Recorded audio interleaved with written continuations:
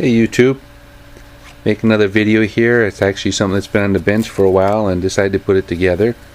Come back into the corner of my garage here. Very small space I have to play around in.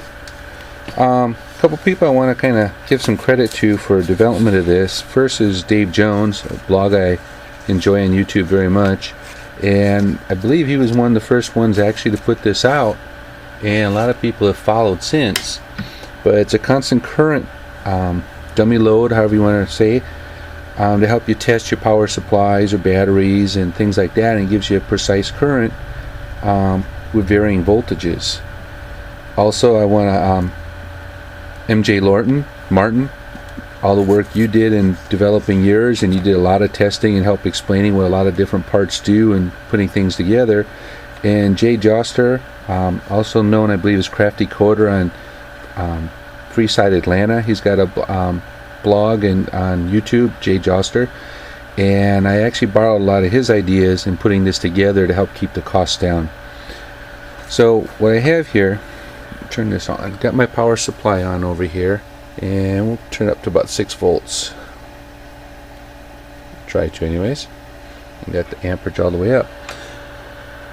But I got a basic box here, Radio Shack, and you hear it running here. It's got a 12 volt adapter going into it, and on the back got a computer fan, small heat sink, the MOSFET's back here, and I have a 100 watt 1 ohm load sense resistor back here, and this helped dissipate heat, and it's done very well. I haven't noticed it heat up at all actually, and unlike some of the other styles here, I didn't put a lot of thought in this, but when you tip it back, gives you a real good angle for viewing on it. It sits here, so it works real well that way. Got a couple meters. First meter here is just monitoring the two B and C plugs of the load coming in and gives me the voltage.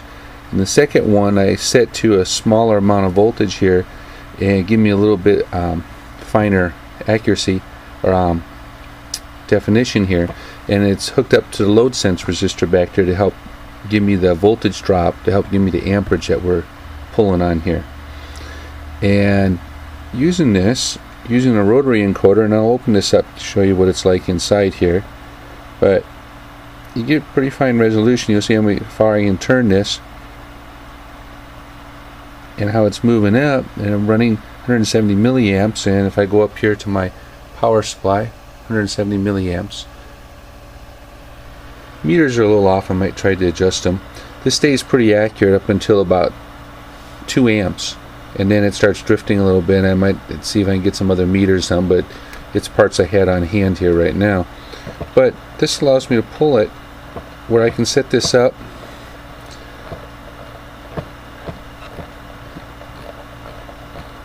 you can see it's got a fairly fine tuning to it.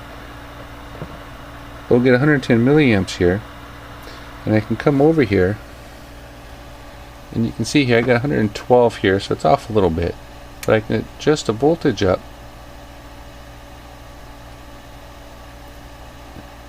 and the milliamps don't change very little. So this allows you to put a drain on there if you're in the solar power, pulling off batteries. How long will your battery last under certain conditions or with different things applied to them? You can set this up and run it for an hour, 2 hours, half day, whatever, and see how long your batteries hold up. Alright, give me a moment, let me start opening this up and I'll give you a look inside here.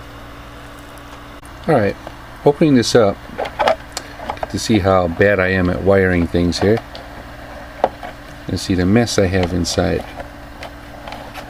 And on the front here, the 2 meters I have, this little LCD meter is actually 2 of the more expensive pieces of this whole kit here.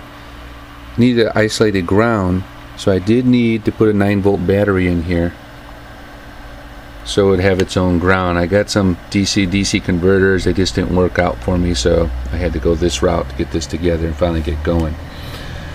For the rotary encoder on the front, I just had a project I was working on with the Arduino, and I just cut the perf board up I was working with and mounted that in here and then wired it to the board itself.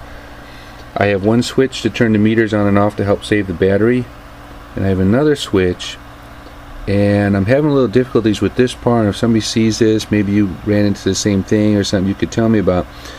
But in one position, with the way this is set up, you're supposed to get pulse width modulation going to the MOSFET, which turns it on and off fully, just not constantly, to help keep it cooler.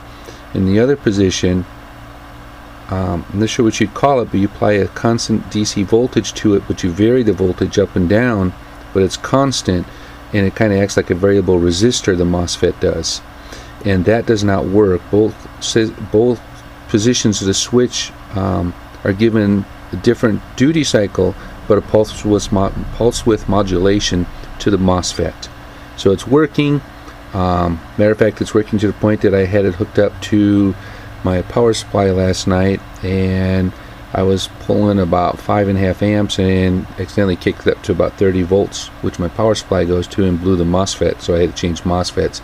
This is good to 100 watts, and I might do some looking around, see if I can up that a little bit, but that should do for most things that I am. More of a hobby thing here around the house, and I do have a couple solar panels I'll mess with out in the garden. Inside here, first off, inside the box, it's this pre-board that you buy at Radio Shack, and put this together and grab something in here I can do. But inside here I have a 7805 voltage regulator. Both the attiny here and the DAC both require 5 volts to operate. For the programming for the attiny, for it to work with the DAC, and for the code for the rotary encoder, go to jjoster's YouTube channel, jjoster, and I'll leave some addresses for the different channels. But he was gracious enough to provide the code and made it where you could get it and put this into your own system. Then I have a quad op amp, LM324 I believe it is on the number on there, and I'm using 3 of them, and this is a comparator actually of what's differential voltage on there, and a couple capacitors create the pulse width modulation, and that's about it on there.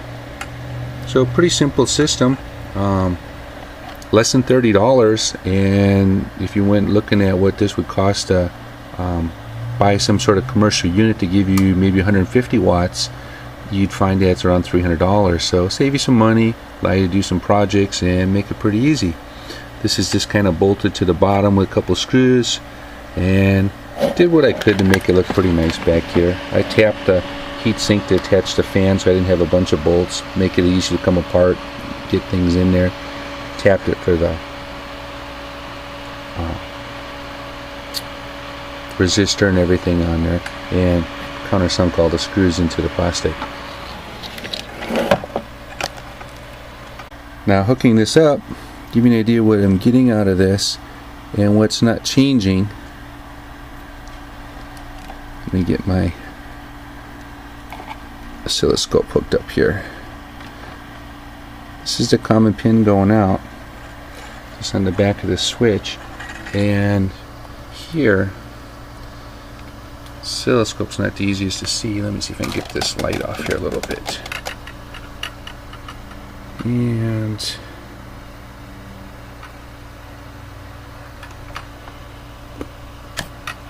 alright. Let's see on here, when I turn this rotary encoder, you can see the PWM signal going out.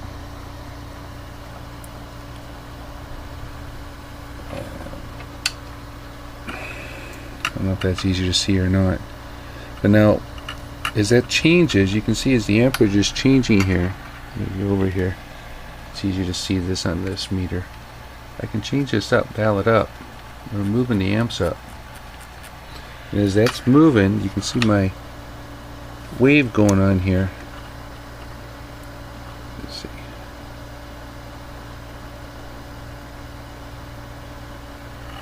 The scope is a lot easier to see than in person it is to see on here.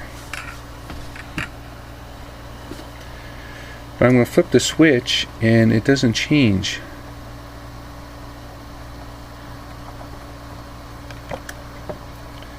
See, I'm getting the same signal on both ones. I don't know if anybody sees this, can give me a hint as to what might be wrong.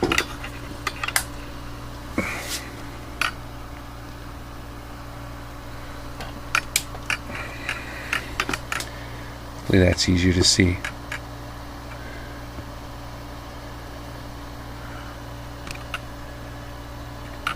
So I'm not upset about it. It's working, it does what I need it to do, but somewhere in the circuit, and I thought I was pretty good about putting this together, I messed something up.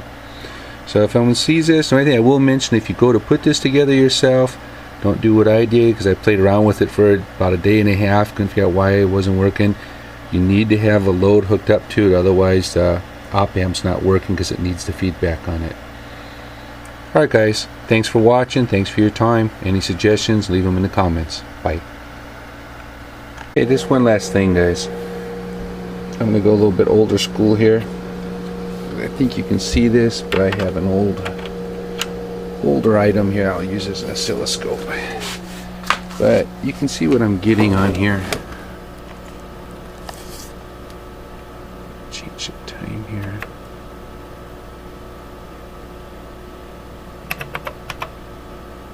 There. But you can see what I'm getting here, changing, and as you change till it goes 100% duty cycle, and get it to go up there, and we're now about 2.3 amps on there. And the nice thing is with the rotary encoder on here, the way it's set up, when instead of having a 10-turn pot, which is a lot more expensive and everything, you can just push this in and you immediately go to 0, so something happens. But that's what I'm getting, and when I turn it, when I'm supposed to be getting a flat, I get a little different PWM signal on it. So any suggestions, I certainly appreciate it as to what I might have done wrong with the circuit, or if I got it wrong. Thought I followed the capacitors and everything correctly, but maybe something's in there wrong. Alright, thanks again.